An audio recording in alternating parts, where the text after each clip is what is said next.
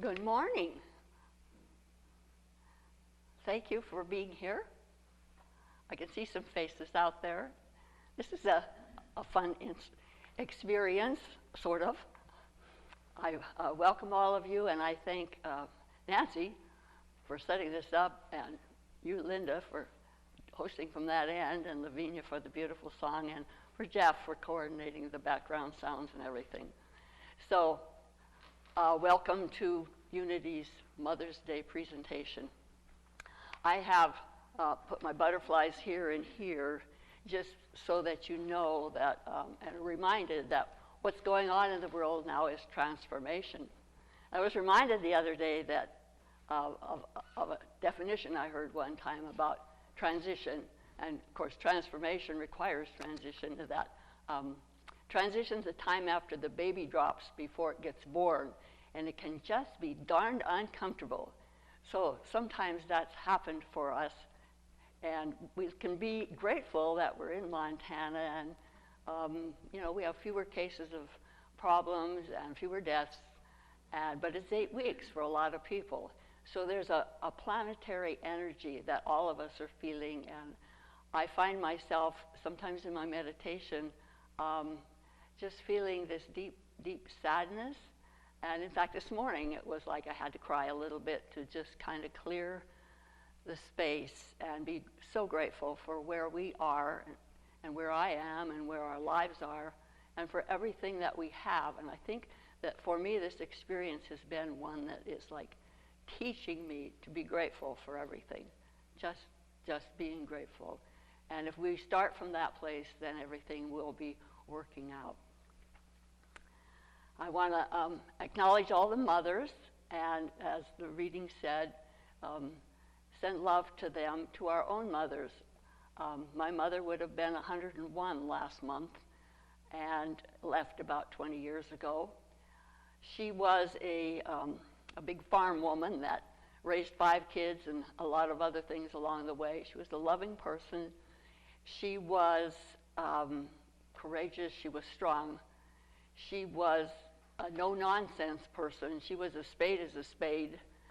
She taught us to stand up for ourselves, even when she wasn't standing up for herself. And then one of the most courageous things she ever did was she was 72 years old. She got sober from alcohol and lived the next 10 years as our mother again and gave us that gift, which was totally incredible. So I love you, Mom, for doing that and showing us what that looks like, to let go of those things that have control over us. And she also had a deep faith as a Catholic, and so her go-to was Mother Mary. And Mother Mary has been a very important spiritual being in my life. My first name is Mary. My mother's middle name was Mary. We had all kinds of Marys in the family. That's how I ended up being called Louise. So, but Mother Mary has been with me in times of trouble, and she's always pulled me through. She's always overlighted me, and so I want to thank Mother Mary for what she has shown me and done for me, and continues to. I believe that our Ascended Masters are living entities that are watching over us, and so that brings me some safety in this time of lack of safety in some cases. The other thing I got to do for my mother, if we all just stop for a minute and think about our mothers and think about the gifts that they gave us. I decided when I knew she was sick and wasn't going to live forever that I wanted to send her the gift of a letter of the 3 things that were the most important things that she gave me. And so I was able to do that. I was able to sift through all the stuff that wasn't a gift or that I thought wasn't a gift. But sometimes what isn't a gift teaches us what we don't want. And so I was able to send her the list, a letter, a written letter. And what happened was it just strengthened our connection. So whether your mother's still with us or whether she's gone on to another plane, I really invite you to think about doing that. And get you right down into your heart, get you right down into the core of what's going on.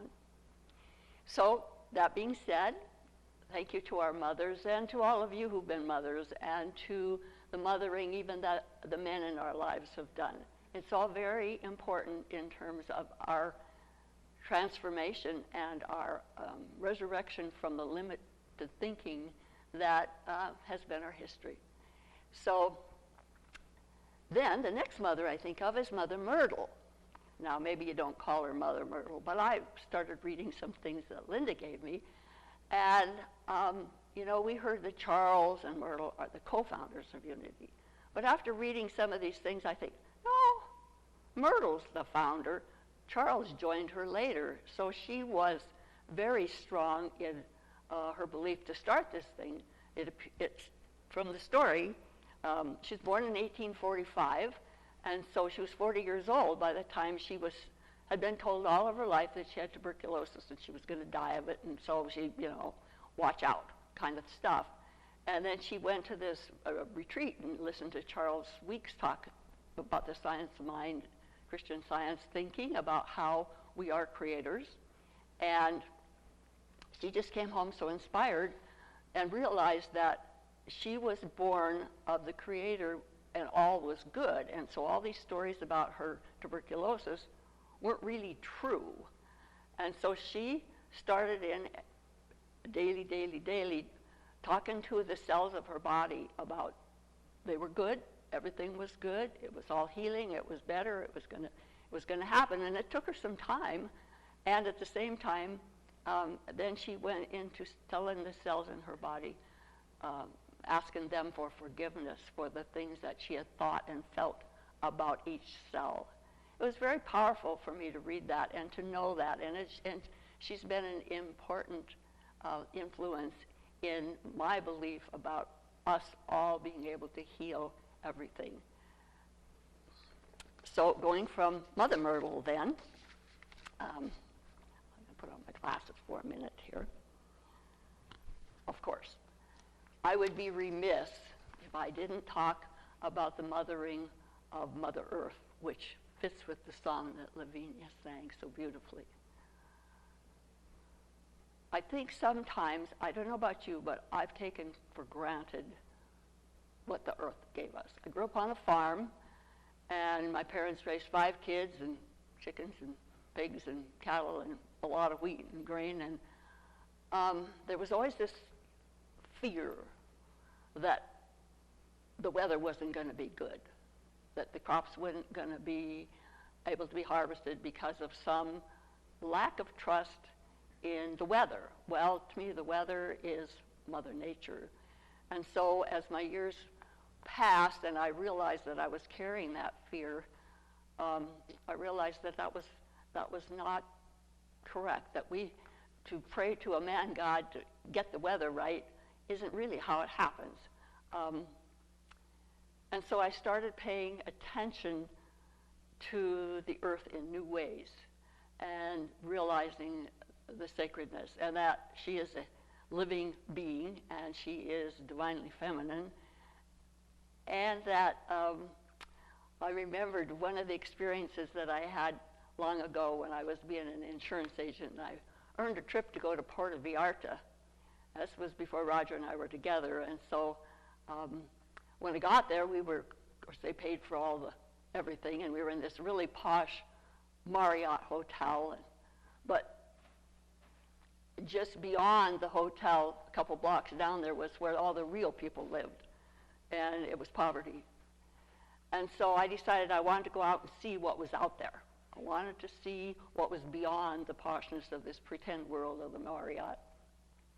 So because I was alone, I kind of had to find a safe way to do that. Well, there was this trip, this jungle jeep ride that you could take. Well, so what that meant was that you got on the back of this flatbed truck and out you went. So there was other agents that were going along. So we were riding on this flatbed truck out into the wilderness, and there was a guide, and he was pretty funny, and he was fun. And he was telling us all the plants as we were going along and winding a few stories in. And then the thing that resonated with me that day, it was really an awakening. It said, he said, you know, every plant that we need is out here. The Creator made every plant that we need. And he also gave us a brain. So it's up to us to figure out what to do with these plants to keep our sustenance. That's all we need. And I thought, well, that's a new thought, and it's true. So I appreciated that guide and his mothering that day.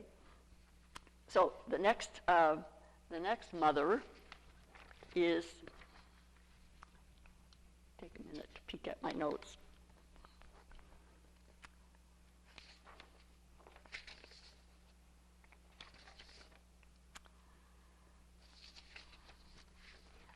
A little comic break here.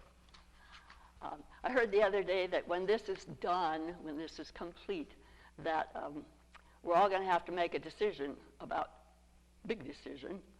One is, do we go to AA or do we go to Weight Watchers? And I can't hear you laugh, but I hope you're chuckling a little. And I also hope that that's really not what we have to make a decision about, that we have a higher consciousness than that. But I had to laugh at it because I had also heard that now we know why a dog chews up the furniture after it's been locked in the house too long. So we're trying to rise above all that. But at the same time, humor is one of the things that helps us rise above all that. So I moved to that place of considering mothering ourselves, which I think is what unity teaches us. How do we mother ourselves? And what does that really mean? So I know that meditation is the first step. And I have another little story to tell here. In 2002, when I went to Utah to work in the Young Life Research Clinic, I was assigned to do the iridology readings and the Kirlian camera readings, and I didn't know anything about the Kirlian, so I had to learn this whole computer system and everything. But the beautiful thing that I learned about it was, and it was a very scientific endeavor by a man named Dr. Konstantin Korotkov of Russia, where he took pictures of the fingertips, and then that showed what was going on in the aura of the body. And of course, at first I was a skeptic. Thought, well, how can this be? But after doing 1,100 of them, I saw the pattern. I remember Maggie Lowe, every time she was ever our service coordinator, she always said, we're spiritual beings having a human experience. And I think back to that auric reading, and I think it was proven right there, because the outer aura was the spiritual, and then the next layer in was mental, and then the next layer in was emotional, and then the physical body showed up. And so to me that said, okay, I am a spiritual being having a human experience, and somehow when something happens to my body or your body or anybody's bodies, it's kind of the last to know, because there were already holes in the auric field coming in to where the body was, and we knew what people were struggling with. So it was like this Kirlian camera proved scientifically that we are spiritual beings having a human experience. And so I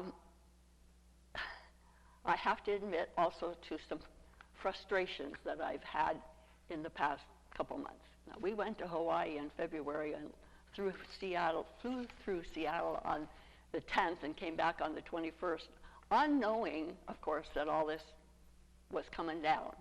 So we were fine, and then I started listening to all this stuff, and I never felt afraid, more sad, more irritated sometimes. But to share my frustration, we kept having the leaders of our country, and still do, saying that the only way to get through this is to wash our hands and to social distance. Well, it's not true. That's not the only thing we can do. If we are mothering ourselves, we are going to eat right. we are going to get our rest. We are going to exercise. We are going to drink what's good for us and not drink what isn't good for us. We are really going to, if we want to be safe and not be in a total panic, then we have to do those things to take care of ourselves. And I was thinking, they make it look like science is only helping the people in the medical world. If we could just have a vaccine, everything will be fine. We can go back to our own ways. You know, I don't think that's what this is about. I think this is about a deeper transformation, and that we are going to be moving into a new place. So I think of the word COVID-19. Never heard of the word before this all started. And we've heard it so many times now, it's like plastered into our heads. And if our attention, where our attention goes, then our energy flows, then where's the other words? So have we heard glutathione? Have we heard glyphosate? Have we heard sesquiterpenes, monoterpenes, ketones? Have we heard beta-glucans? Have we heard, what's the other one? There's another one. I mean, there's tons of words that science has brought into the world of natural medicine in the study of plants to understand the energy of what they do for us and taking care of us. So have we heard people say, here's what you do for your immune system? Well, I haven't heard it. Have you heard anybody say, here's what you do for your respiratory system? We've heard those are the ones that are the problem areas, but nobody said, here's some ideas to take care of yourself, to mother yourself. Have you heard anybody say anything about inflammation? Here's what you do with foods or herbs or oils or exercise or whatever for inflammation. Or ice, I mean, or vitamin C. I mean, it's like my frustration kept kind of building, and then I thought, what's really going on, Louise? What's really going on is my deep sadness underneath of the irritation, underneath of whatever that's sitting there that says we are truly in need of education about how to be healthy that doesn't require a prescription or a surgery. We are, as Myrtle taught us, we are in a place where the idea of meditation and, you know, then living the system. Myrtle also started changing her lifestyle. And so if we can think of a diet, instead of a diet, if we can call it a lifestyle, it changes all the energy around it. So those are my experiences, some of my experiences. And I really, I'm so grateful for Unity Church. I'm so grateful for what all these mothers have given to me and to us. I'm grateful for the opportunity to be in transformation, no matter if it's uncomfortable sometimes. So at this point, I'd like to just kind of let you think about some of the things I said, maybe think about your mother, and just do a little short meditation here. So just closing your eyes if you're comfortable doing that, not if you're not.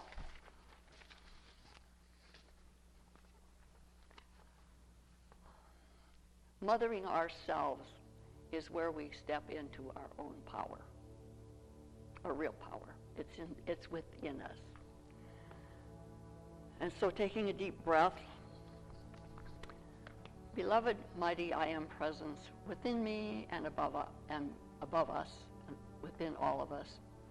First of all, thank you for the gift of life. Thank you, dear mothers, Mother Mary, Mother Myrtle, Mother Earth, and all the divine feminine aspects of God, of Goddess, all that is, for your presences with us.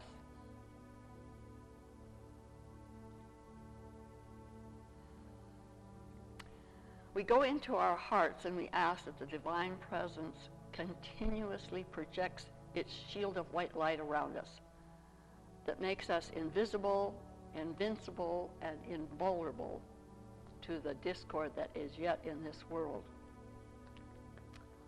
Hold us in your shield of light and love, making us more sensitive to your promptings, your guidance, and your inner light. I am, and I demand and I am the stillness, the calmness, the peace, the lightness, and the happiness that I am feeling living in your purifying, healing flames, sealed for eternity in the great shield of white light substance.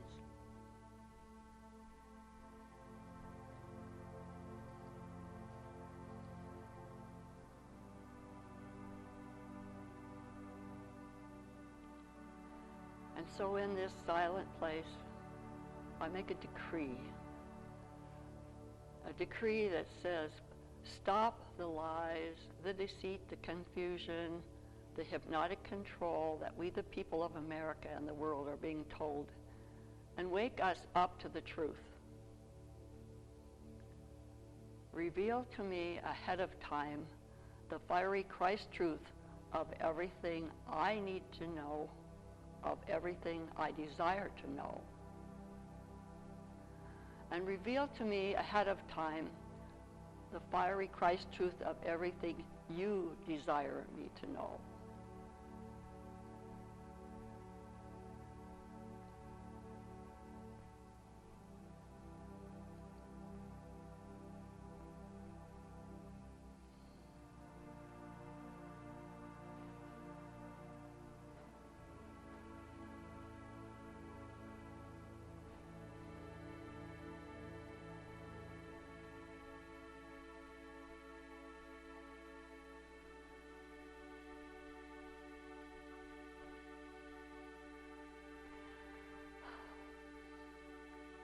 And so with a deep breath, we express our deep gratitude to the presence of the I Am God presence within us and above us for all the learning about the new age that is dawning upon us. I say thank you, thank you, thank you. Amen, amen, amen.